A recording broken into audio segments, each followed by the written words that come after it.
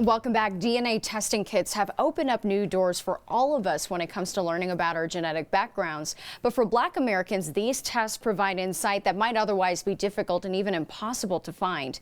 However, there are some limitations, and here to talk about that is our racial equity expert, Dr. Rosemary Allen. Good morning, Dr. Allen. Thanks so much for joining me. My first question for you, can you talk about what DNA database sites like Ancestry.com, 23andMe mean to Black Americans? Absolutely.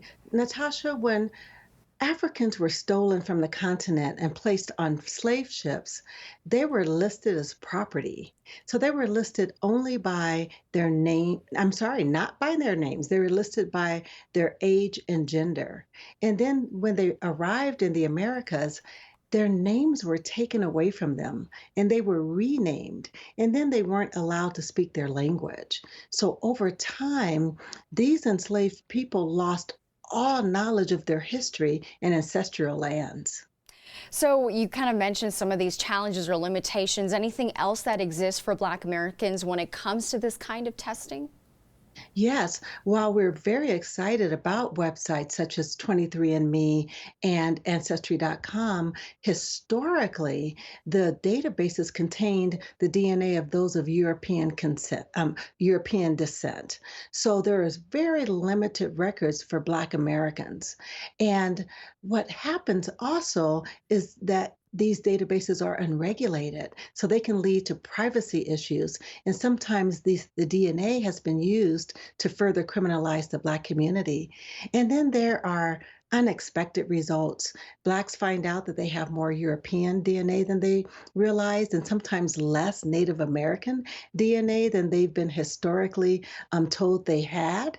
And companies like some of the Black companies now, they're really specializing in storing the DNA of African Americans so that they can connect to their ancestral lands.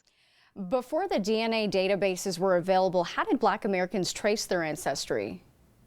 It was very difficult because the U.S. Census Bureau did not start to collect the census of Black Americans until 1870. So before that time, people had to really look at the ledgers of slave owners.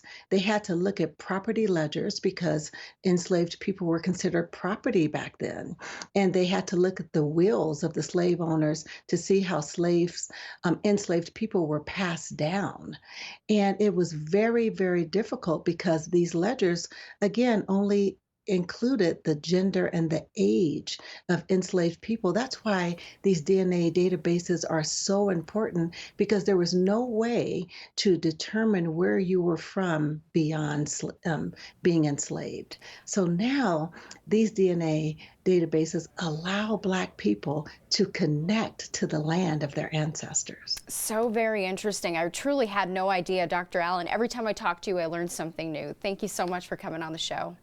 Thank you. It's a pleasure.